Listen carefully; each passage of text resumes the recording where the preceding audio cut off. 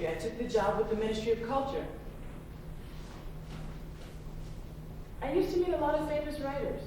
The theater censor's office has a darkly varnished desk, a filing cabinet, and a tired old couch.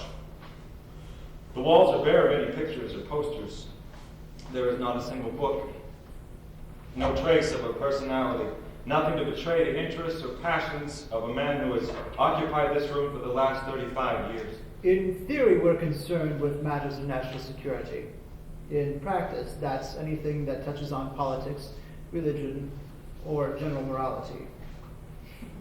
Every script that is brought to our office comes in 3 copies with a letter from the producing theater. This letter must ask for a license to produce the aforementioned play and name the writer. The letter must be signed by the producer and carry the theater's official stamp. The necessary duty in the form of a postal order must be paid before the script can be accepted. When one gets into a rut, then you look for anything to break out. That's why when they offered me the job, I jumped at it. It was an opportunity to keep working with writers. It certainly wasn't a political decision. I'm not terribly good on politics. I just spot the obvious things, and the sexual bits, of course. I don't go to the theater. My job ends at the dress rehearsal. What happens after that is the responsibility of the theater surveillance people. I stopped going to the theater. It's not like it used to be. There wasn't the same atmosphere to give the theater the bad reputation. I remember the good old days. 20 years ago, the government had a culture policy. This was then one of the central departments. Staff intake had to be cleared with the state security. We were considered part of the intelligence community. I had taken maternity leave, and I came back looking for more money. Working for the government, you always have security. It's the money that's not so great.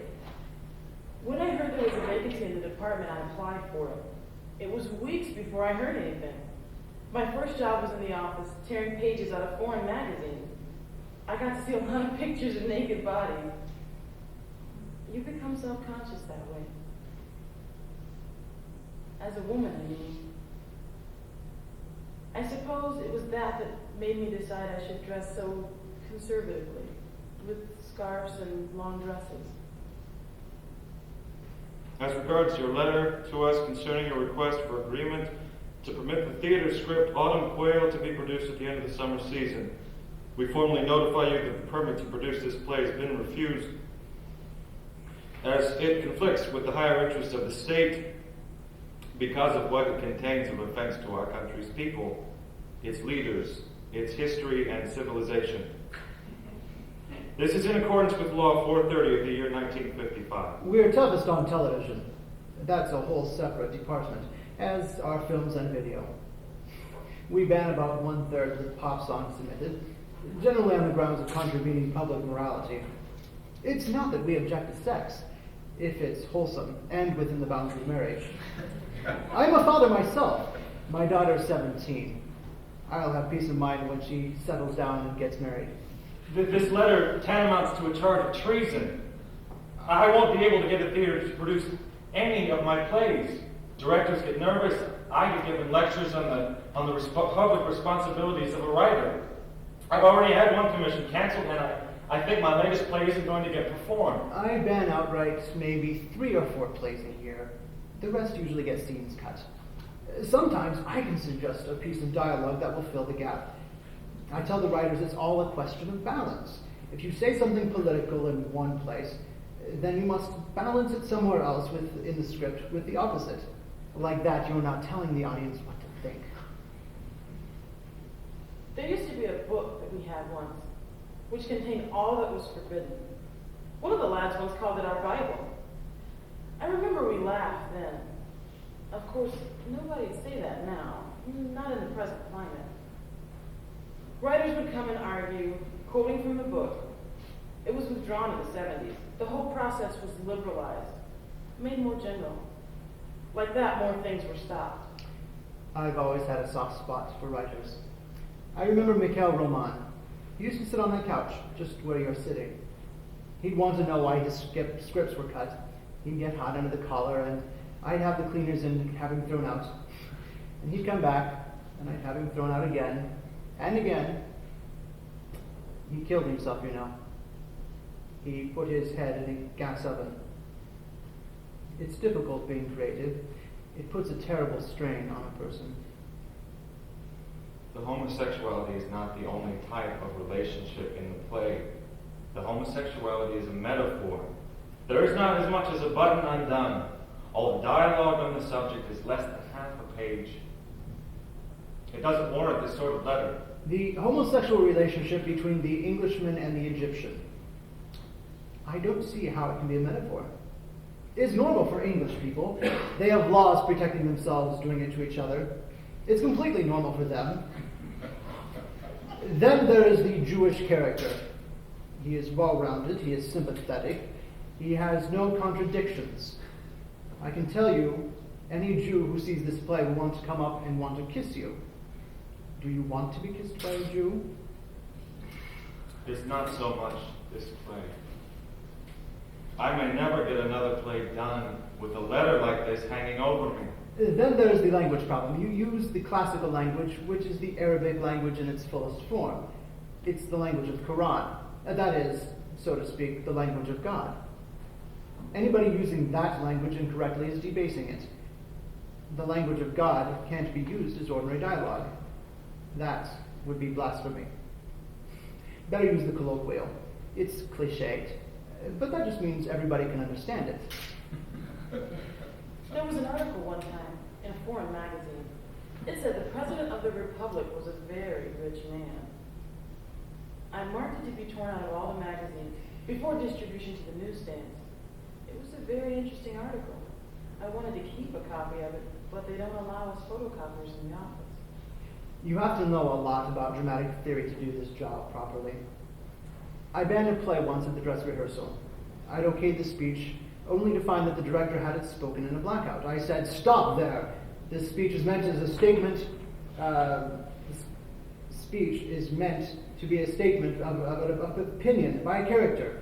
If it's done in a blackout, it becomes the voice of the subconscious." The director wouldn't budge. I banned the play. The next morning when I came into work, I found two men from the presidential office waiting for me. The director had gone straight to the President of the Republic. In those days, you could disappear without anyone knowing about it. I said to them, "Are you going to hear my side of the story, or do I call my mother and tell her to look for me in a prison camp?" That broke the ice. They laughed and said, "Don't worry." I explained my decision. They saw the preview and upheld the ban.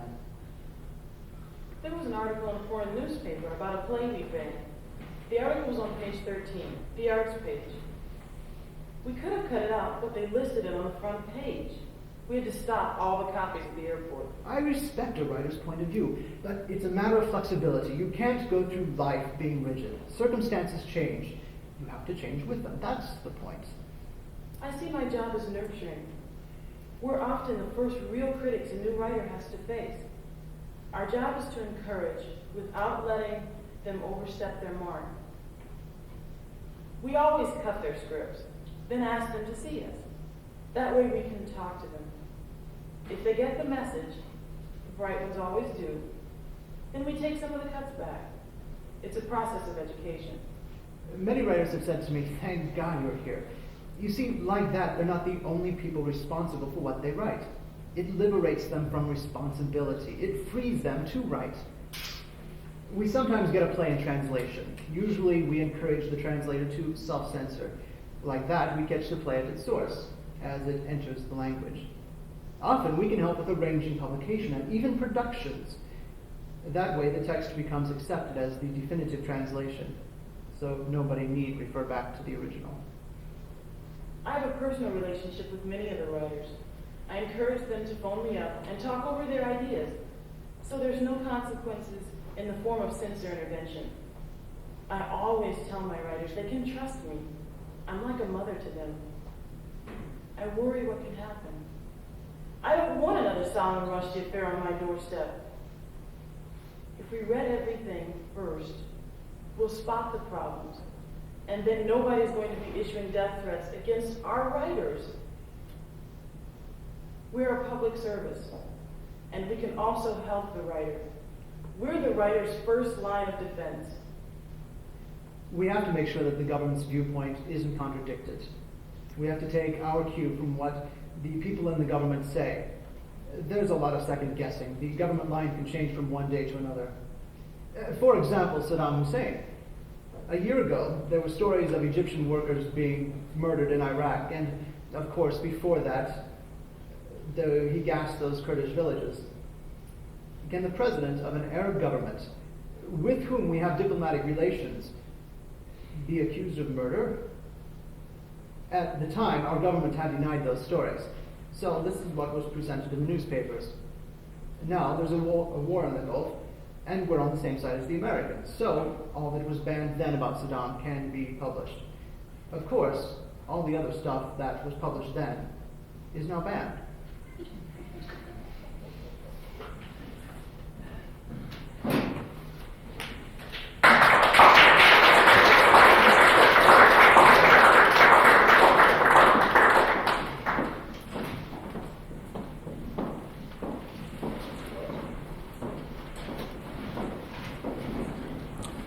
Okay, thank you. I don't know if there are any questions or anything, or shall we all go for a drink?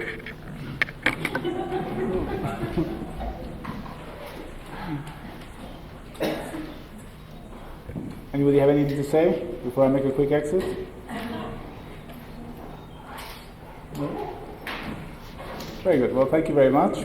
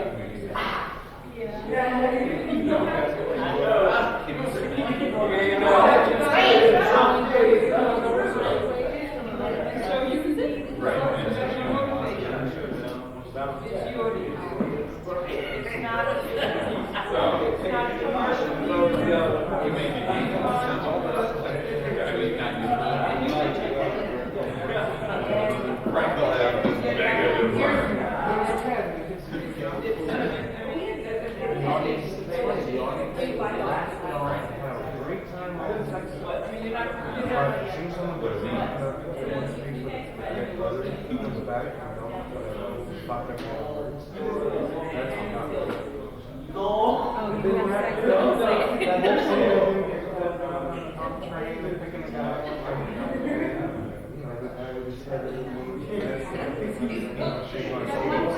They loved all